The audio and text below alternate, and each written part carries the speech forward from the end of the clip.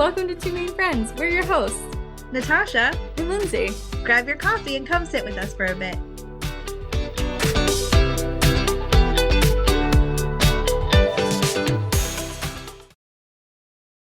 Hello.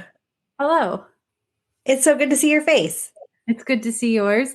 We have had some rain, but we have had consecutive days of sunshine and not full days of rain.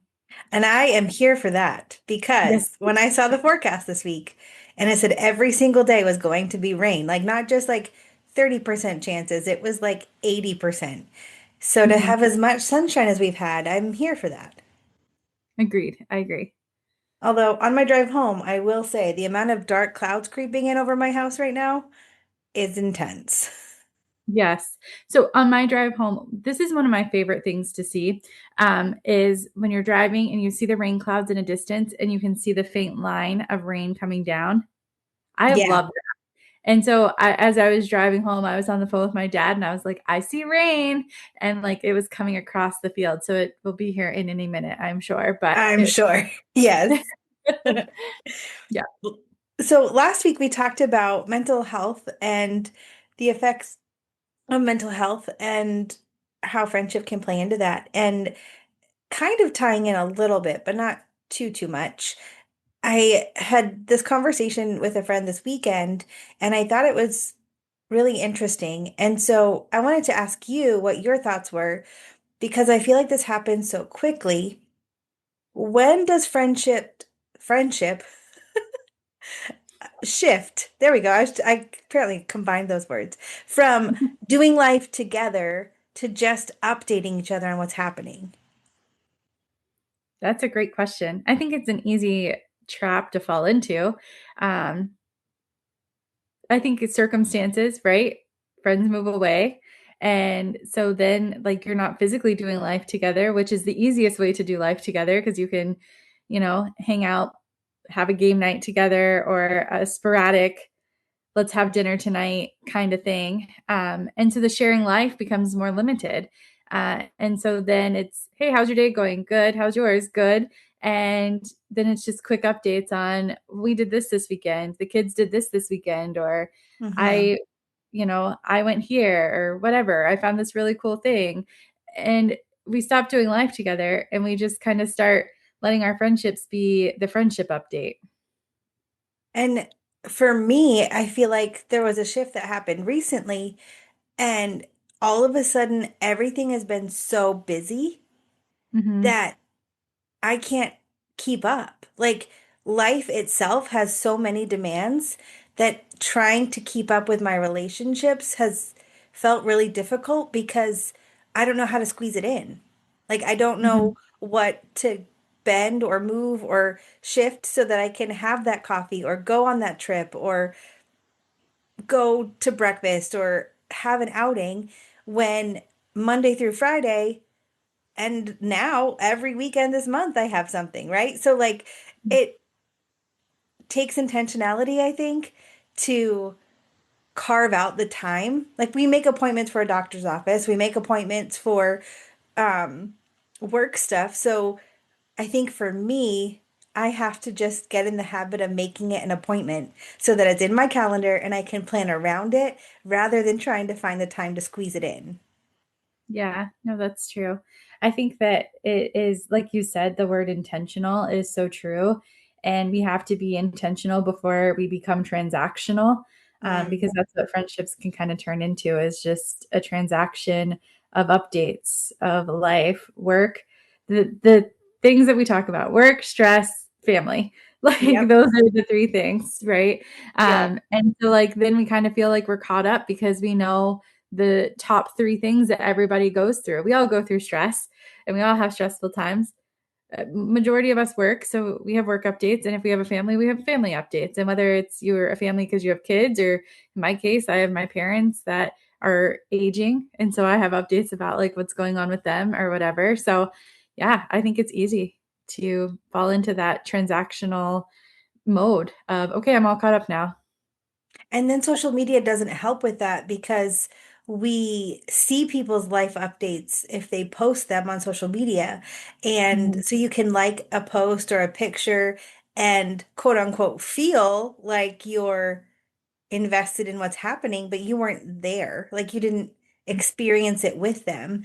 And so then we have a false sense of closeness in some ways because we get to know each other on social media, but that doesn't mean we had a conversation about the planning of the party or how it went down or the silly thing that happened at the party, right? Like we didn't experience those moments together. We just got to like the picture of the highlight afterwards.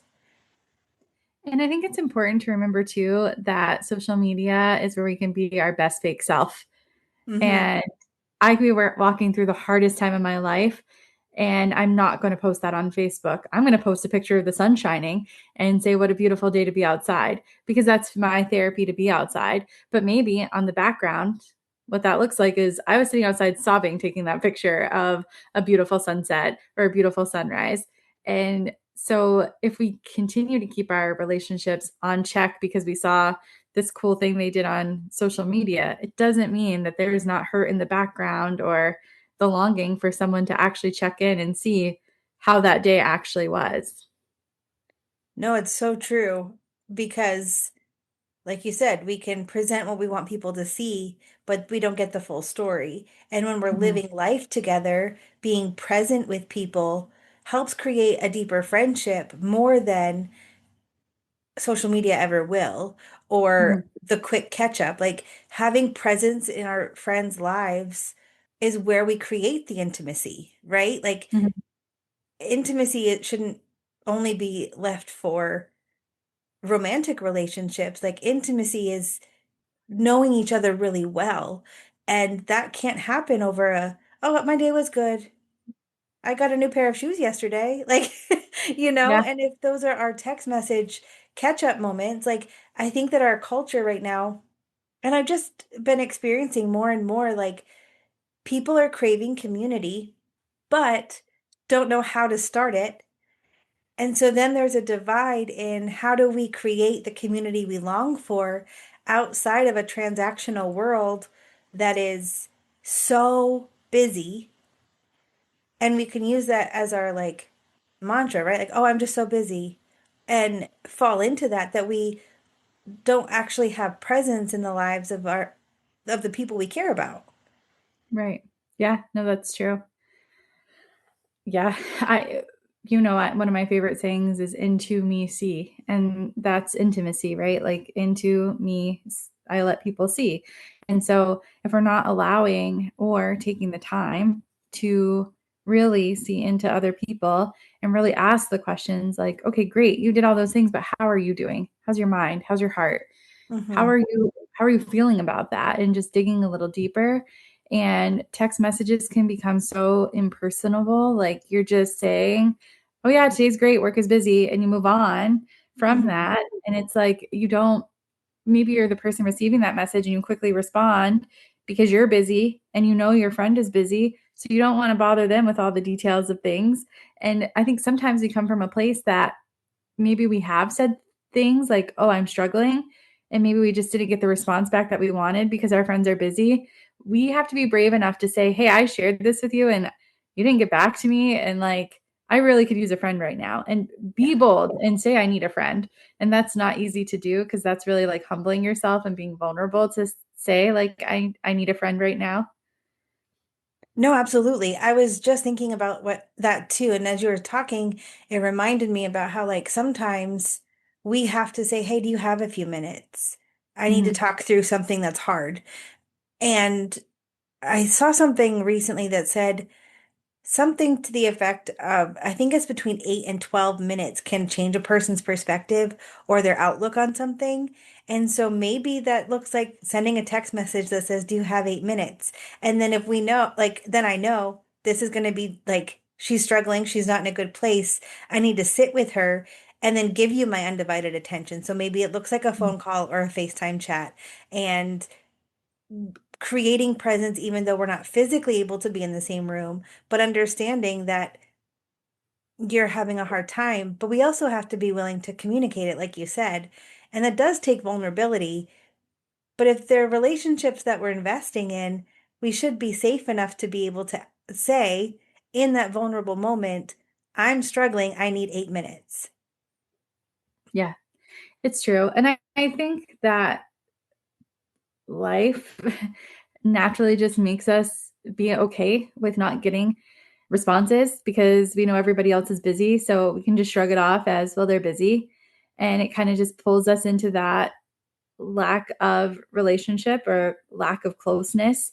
And I think that we have to get to a place where we recognize that we need to call it out more and we need to stop using our schedules as an excuse. We have to stop being in survival mode because that's what makes friendship kind of feel like the maintenance mode is fine because we're busy. So at least I touched base with them today. At least Yeah. I did that to maintain it. But eventually there's no depth there, right? And one thing that I love about presence is that when you're investing in someone, whether it's that 8 minute phone call, going out for coffee, and maybe you don't even talk about the deep things. And this took me a long time to learn that I didn't have to go deep and bare my soul every time I was with a close friend, but like I could just go out and have coffee and laugh, or go out and have coffee and read a book together. Or maybe it's a book club that you and your friend are both reading a book and you just go to coffee to share what chapters you really enjoyed or whatever. But like those moments where you're sitting together and taking time builds a deeper connection than having the deep talks and the deep personal moments with them, because it's saying, hey, I was willing to take 30 minutes out of my day and come have coffee with you. And I think for me, at least, is that, oh, I know they're busy, but they were willing to fit me into that they're busy. Yeah, And so, like, they made time for me. right. And I think that's the intentionality piece that we're missing, right? Like I was saying before, when we make a doctor's appointment, it's on the calendar for 6 months. Like, and if we have to, maybe we're scheduling them out for 3 months in advance. So like in July, I'm going to see you and I know that we're doing something. And until we can make it more of a rhythm, because maybe our schedules really don't allow for us to see each other until July. That would be really Yeah. sad. But if that's reality, at least you have something to look forward to. And then the Mhm. catch ups in between are leading up to a moment that you can share together in person, and Mhm. creating that intentional, just being intentional about it, I think is what helps shift it in a way that we can make progress so that we're not feeling isolated and alone. And then we also have the ability that when we are in a hard place or something that we're struggling with happens, or there's a really stressful week and you're just like at your wits' end, then you've had a moment to remember, like, I can depend on this person. I can share this hard moment and I don't have to be alone in that. Mhm. Yeah. And make new memories too, right? Like it's so important to do things that you both enjoy Hmm. and make new memories together so that you're not living on past momentum and nostalgia. I have been in rooms with people that now I would say are acquaintances, not friends. Like I'm really learning to divide those two things from my Mm, life. And when we see each other, it's great. I love them as people and I think they're amazing. But our conversation is always about what we did 10, 15 years ago together, in some cases 20 years ago. So it almost feels like a college reunion every single time and not a friendship, right? Because we're not creating new memories. We're all in the same room and have the opportunity to create new memories and to do new things. But we're talking about the experiences that we had 15, 20 years ago and not right. enjoying the moment that we're in. And that time together is valuable. Some of my best memories come from those times together, and I love Mhm. reminiscing. But also, if I did that in all of my friendships, my close circle wouldn't be a close circle. It would just be a reminiscing moment every single time. There would be no depth in that. So it's important that we don't sacrifice connection for nostalgia. That's such a good point. And I can recognize doing that in some of my relationships too, because I cherish those moments because in some ways we grew up together, right? Like Right. we experienced a lot of the firsts of being on our own together. And so there's a sense of closeness that you feel because of those shared memories, but that doesn't mean we've created any new memories since then. And in order for us to maintain the friendship in a way that's growing and moving forward, we have to do new things together. And I was just thinking about the day that we decided to go plant shopping and get Mexican food.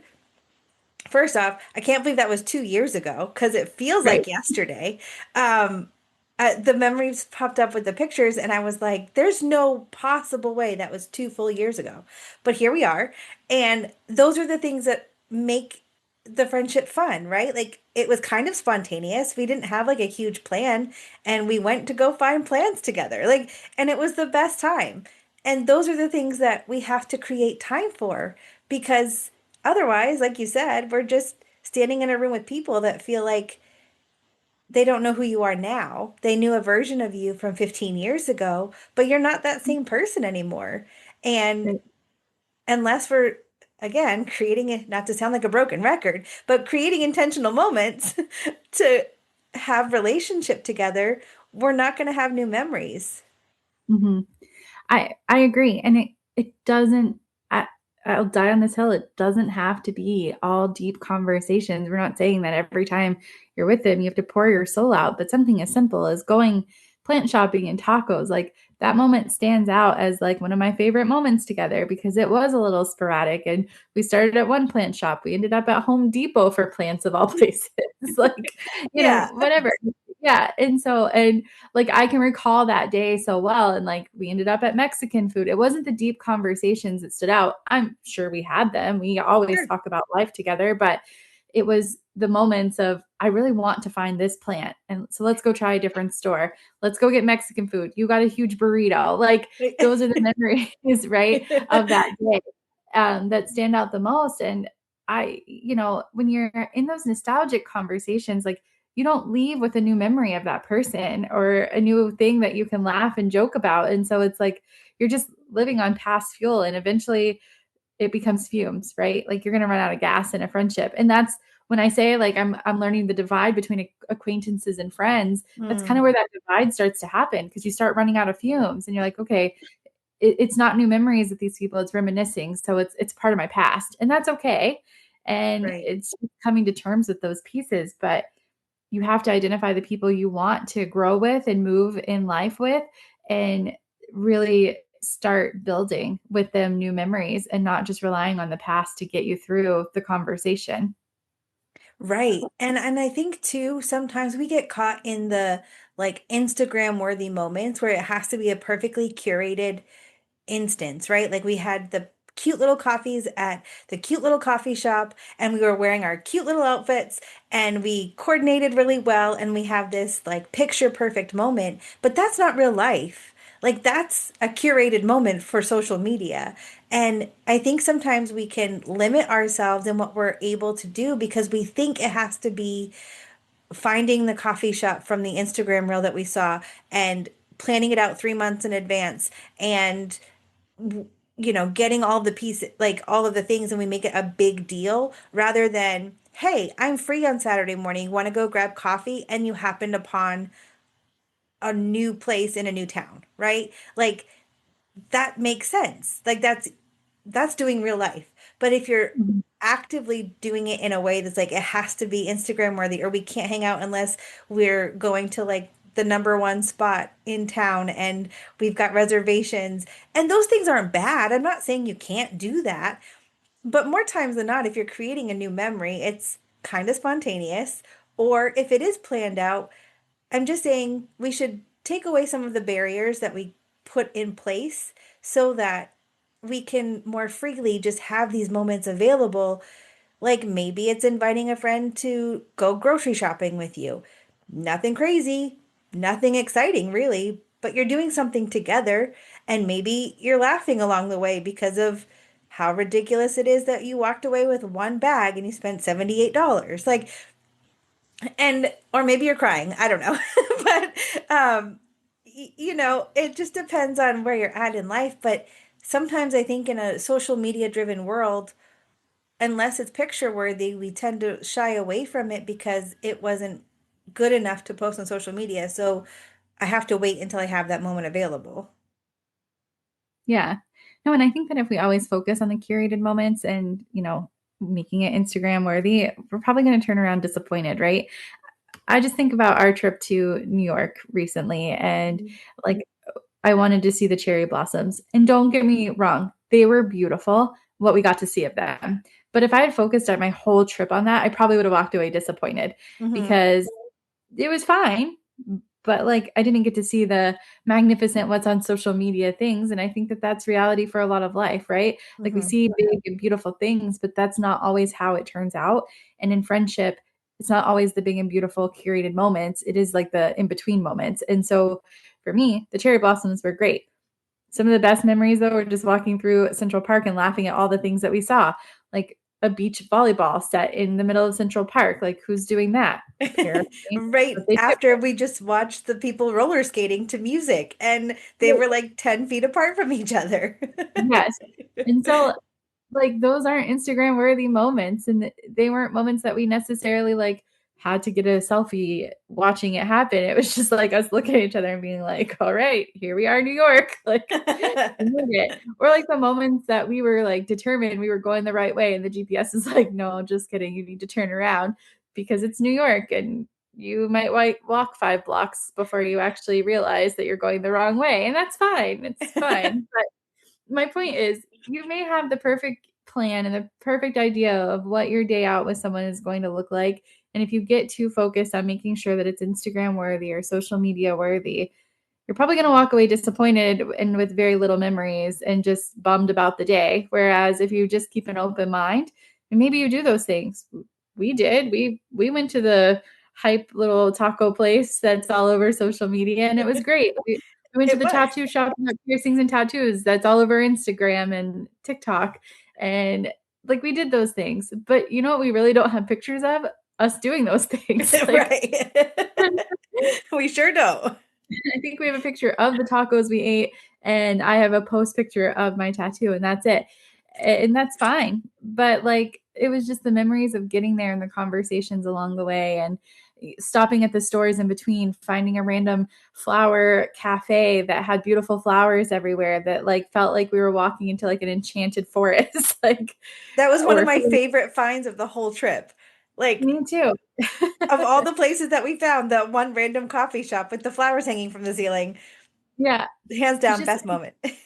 keep an open mind and just explore and create those memories together and not be so focused on making it perfect because it's not ever perfect. Mm-mm. And honestly, like if you're in a season of life too, where maybe you have small kids and the idea of going out isn't a reality, then in the middle of the mess with your house in chaos, have your friend over for coffee, sit on your couch while your kids are screaming, and just do life together. Like it's okay. Like your house doesn't have to be spotless and the laundry doesn't have to always be put away. And there can be dishes in the sink and we can still have a great time. And I know that that was a hard thing for me to learn for a long time, but I'm learning more and more that I would much rather have connection with people than wait until my house is 100% in order because then it will never happen. No fair. And I, as somebody who is childless, will say the ones who care won't care. It's true. It is The so ones true. the ones who care about you won't care what your house looks like. They won't care what your car looks like. They just want to be with their friend. They want to Mhm. hang out with you. They want to support you. They want to help you. They want you to fall asleep on their couch while you watch TV. Like they It's don't care. true. And there was a point, I don't remember exactly the moment, but like there was a point in life, in like the last 5 or 6 years, I would say, that I stopped apologizing for the state of my house when people would come over. Because in my mind, it's not terrible, but it's not great, right? It's somewhere in between. And if you're coming over to my house, I want to spend time with you. So I'm not, and I want you to feel comfortable. So I'm not here to apologize for how I think you think my house should look when you come over. So I don't apologize anymore. And I just welcome you in. And this is where I'm at in life. So you might see all the laundry in the corner and you might see that I have a few dishes left over, but you're here and that's what matters. And remember coming to your house not too long ago. Who knows? It could have been 4 years ago at this point because time is irrelevant. But I came in, you're like, I'm so sorry. And I was like, are we still doing that? Like, we're still apologizing for how our house looks?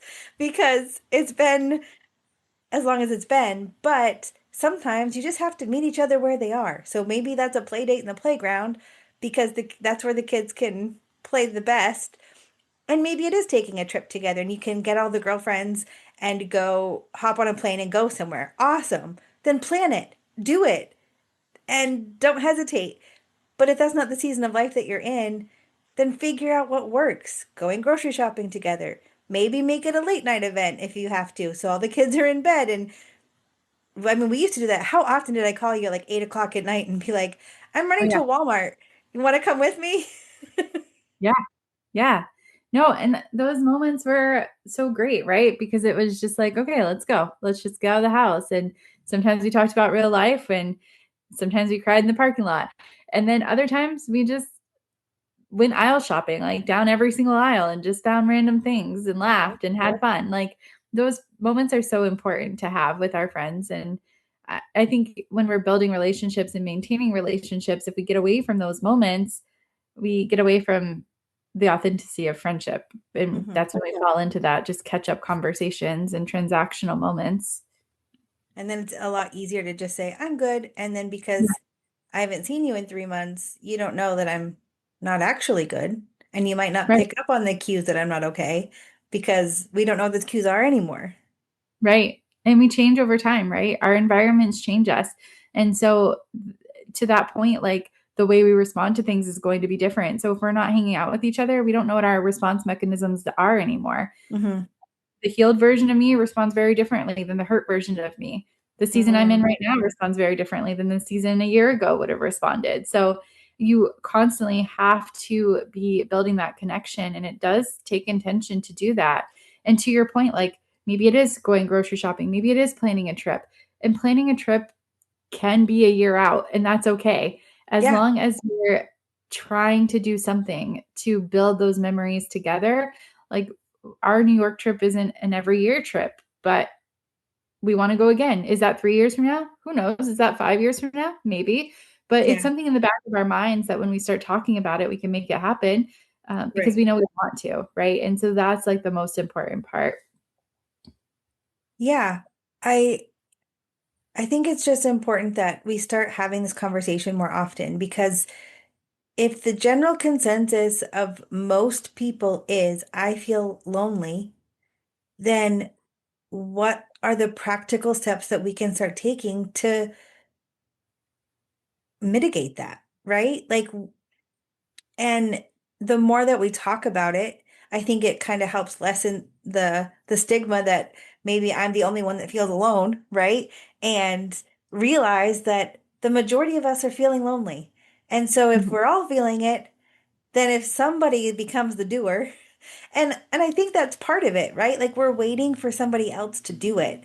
And sometimes we have to be willing to be the one to start the conversation and be like, listen, I can't keep going in this direction. And I want to change that. So, want to come to the store with me tomorrow? I have to run to Yeah. the post office. Want to hop in my car? I'll pick you up on the way. Hmm. Yeah. No, it's so important. I would say that like three things I take away from this conversation is that we have to be more vulnerable. We Hmm. have to be more intentional Hmm. and we need to be present. And those three things you could say be more present and less transactional, be more vulnerable and less transactional. Yeah, Yep. it all comes down to that. Like you're either one or the other. Like you're either being really vulnerable and really intentional or you're being transactional. I don't Hmm. know that there's really a gray area there. That's a good point. I don't know that there is. And you're probably right on that. Like it's either going to be one or the other. Um, and I guess it depends on where you want to fall. And if we are in the transactional camp, okay, so then let's take some small steps to move away from the transactional to becoming more vulnerable. Yeah. And maybe this season is transactional, right? Like I talk about the dividing line of acquaintance versus friendship. And I'm okay with the people that when I see them, we only talk about our memories. We go down nostalgia lane because I don't feel like I'm in a season where I'm going to be close to them right now. And that's Mhm. okay. And so if you're transactional with someone, maybe you ask yourself, like, am I okay with being transactional with them? And if the answer is yes, great. you don't need to pursue that. But if you're craving more friendship from that person because you want to go in the depths with them and do life deeper with Mhm. them, then you might have to take on the stance of vulnerability and be more intentional on getting it there. And I would say too, like if you're in a place that's like either removed from where your friends live, like I am, right? Um, then being intentional about, okay, like let's put something on the calendar and make it a standing appointment. Like I was just sharing with a friend this weekend, like in the season of life that I'm in right now, I'm beginning to realize I have to just make it a standing appointment on my calendar or it's not going to happen. Because I can say all day long, I'm busy, I'm busy, I'm busy. And then 6 months go by and I've not created any relationships or been a part of any new memories and feel the same exact way. And so figuring out a way that works for you, but also putting it in the calendar. Because after this conversation, it's something I'm going to do is just put it in the calendar because otherwise it will never happen. Yeah, no, absolutely. I agree with you. I'm the same way. If I don't plan, it's right out the window for me. And also for me, like I know that planning is going to make me feel more at ease about something happening and not let it fall to the wayside because now it's like it's there, it's locked in and I know I'm good and I can work around it. But if it's not planned and if it's not on a calendar, it's not happening in my life and in my world. Same, Yeah. same. So what were the three things that you said? Be more intentional. No, Be more vulnerable. intentional. Okay. Both. Be more intentional. Be more vulnerable and be present. Challenge accepted. That's a wrap on this episode of Two Main Friends in a Podcast. Follow us on Facebook or Instagram. You can also send us an email at twomainfriends@gmail.com. And as always, leave us a review wherever you're listening.